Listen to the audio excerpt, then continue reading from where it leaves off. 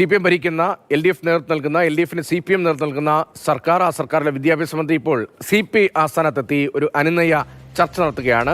PM ശ്രീയിൽ CPI അനുനയിപ്പിക്കാനാണ് CPMന്റെ ശ്രമം. മന്ത്രി V Sivankutty Binoy വിശ്വവുമായി കൂടിക്കാഴ്ച നടത്തുകയാണ്. MN സ്മാരകത്തിലാണ് ഈ കൂടിക്കാഴ്ച നടക്കുന്നത് എന്ന പ്രത്യേകതയുണ്ട്. AK സ്റ്റെഫിൻ വിവരങ്ങളുമായി ചെന്നത്. സ്റ്റെഫിൻ, നേരത്തെ വലിയ തോതിൽ ആരോപണം വരുന്ന വലിയ ചർച്ചയാ സ്വപ്ന സുരേഷിന്റെ ആരോപണം ഉൾപ്പെടെ വന്ന ഘട്ടത്തിൽ M ശിവശങ്കർ, അന്നത്തെ മുഖ്യമന്ത്രിയുടെ പൊളിറ്റിക്കൽ സെക്രട്ടറി, അദ്ദേഹം അവിടെ വന്ന് കൂടിക്കാഴ്ച നടത്തിയിരുന്നു. അതിനു മുൻപ് 2009 ഈ കൂടിക്കാഴ്ചകളുടെ ഭാഗമായി അന്ന് കടന്നപ്പള്ളി രാമേന്ദ്രനായിരുന്നു ചർച്ചകൾക്ക് നേതൃത്വം. ഇപ്പോൾ മന്ത്രി തന്നെ നേരിട്ടെത്തുകയാണ്. ഇതൊരു വലിയ ഗൗരവമുള്ള വിഷയമായി CPM കാണുന്നു എന്നതിന്റെ സൂചനയാണല്ലോ വിദ്യാഭ്യാസ മന്ത്രി നേരിട്ട് MN സ്മാരകത്തിലേക്ക് എത്തുക എന്നത്. ഏത് തരത്തിലാണ് അവിടുത്തെ നീക്കങ്ങൾ? രതീഷ്, ഏതായാലും വലിയൊരു പ്രതിസന്ധി ഇടതുമുന്നണിക്ക് ഉള്ളിൽ രൂപപ്പെട്ടിട്ടുണ്ട്. അത് മറികടക്കുക എന്നത് തന്നെയാണ് ഏറ്റവും പ്രധാനമായും CPM നോക്കുന്നത്. അതിനുവേണ്ടിയാണ് ഒരു അനുനയ ശ്രമത്തിലൂടെ CPIയുടെ ആശങ്കകൾ മാറ്റുക എന്നൊരു നയത്തിലേക്ക് ഇപ്പോൾ CPM എത്തി നിൽക്കുന്നത്. അതിന്റെ ഭാഗമായിട്ടാണ് ഇപ്പോൾ വിദ്യാഭ്യാസ മന്ത്രി തന്നെ നേരിട്ട് അല്പം മുമ്പാണ് ഇങ്ങോട്ടേക്ക് എത്തിയത്. ഇപ്പോൾ വിശദമായ ചർച്ചകൾ നടക്കുകയാണ്. നേരത്തെ ഫോണിൽ വിളിച്ച് അങ്ങോട്ടേക്ക് എത്തുന്നു എന്നുള്ള കാര്യം വിദ്യാഭ്യാസ മന്ത്രി അറിയിച്ചു. അതിനെ തുടർന്ന് CPI സംസ്ഥാന സെക്രട്ടറി ബിനോയ് വിശ്വവും ഇങ്ങോട്ടേക്ക് എത്തി. ഇപ്പോൾ MN സ്മാരകത്തിൽ കൂടിക്കാഴ്ച നടന്നുകൊണ്ടിരിക്കുകയാണ്. അല്പസമയത്തിനകം തന്നെ രണ്ടുപേരും ഒന്നിച്ചുള്ളൊരു പ്രതികരണമാണ് നമ്മൾ പ്രതീക്ഷിക്കുന്നത്. അങ്ങനെയെങ്കിൽ ഒരു മഞ്ഞുരുകലിന്റെ സാധ്യതയിലേക്ക് കാര്യങ്ങൾ എത്തും എന്നുള്ളത് തന്നെയാണ് പ്രതീക്ഷിക്കേണ്ടത്. കാരണം പലതരത്തിലുള്ള ആശങ്കകൾ ഇപ്പോൾ പങ്കുവയ്ക്കുന്നത് CPI ആണ്. CPIയുടെ പ്രധാനപ്പെട്ട ഒരു ആശങ്ക ഈ PM ശ്രീയുമായി ബന്ധപ്പെട്ട് അത് നടപ്പിലാക്കുകയാണെങ്കിൽ ഈ സിലബസ്, അതോടൊപ്പം തന്നെ കേന്ദ്ര നയങ്ങൾ നടപ്പിലാക്കേണ്ടി വരും ആ സ്കൂളുകളിൽ. അത് സാധ്യമല്ല.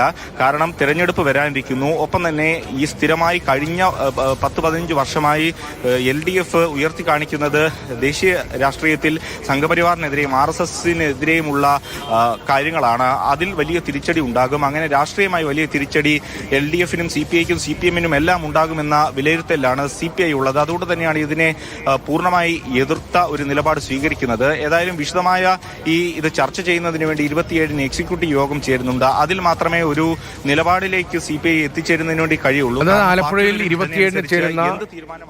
27-ന് ചേരുന്ന നേതൃയോഗത്തിൽ മാത്രമായിരിക്കും എന്താണ് തുടർ നടപടി എന്ന കാര്യത്തിൽ തീരുമാനമെടുക്കുക എന്നത് ഇന്നലെ CPI സംസ്ഥാന സെക്രട്ടറി ബിനോയ് വിശ്വം വാർത്താ സമ്മേളനത്തിൽ വിശദീകരിച്ചാണ്.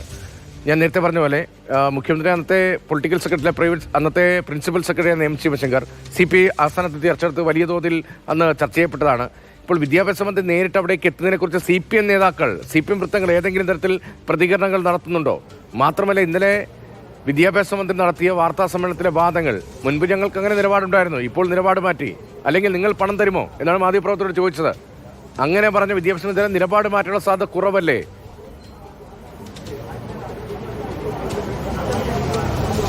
തീർച്ചയായിട്ടും. ഏതായാലും CPM നേതൃത്വത്തിന്റെ ഒരു ഇടപെടൽ കൊണ്ട് തന്നെയാണ് വിദ്യാഭ്യാസ വകുപ്പ് മന്ത്രി വി ശിവൻകുട്ടി ഇങ്ങോട്ടേക്ക് എത്തിയിരിക്കുന്നത്. കാരണം ഈ വിഷയം വലിയ രീതിയിൽ പ്രശ്നമായി മുന്നോട്ട് കൊണ്ടുപോകാൻ CPMഉം ആഗ്രഹിക്കുന്നില്ല. അതിന് ഏക പോംവഴി എന്നുള്ളത് CPIയുമായി ചർച്ച നടത്തി പ്രശ്നത്തിന് രമ്യമായ ഒരു പരിഹാരം കാണുക എന്നത് മാത്രമാണ്.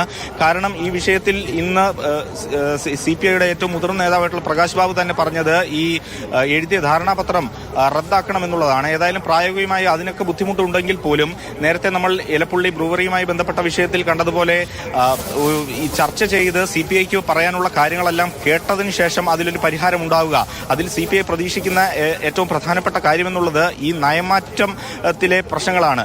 ഈ നയമാറ്റം ഉണ്ടാകാതെ ഈ പ്രശ്നത്തിന് എങ്ങനെ ഒരു പരിഹാരം ഉണ്ടാക്കാം, PM ശ്രീ പദ്ധതി നടപ്പിലാക്കാം എന്നുള്ളതാണ് CPMഉം ആലോചിക്കുന്നത്. അത് തന്നെ അവർ പറഞ്ഞിട്ടുമുണ്ട്.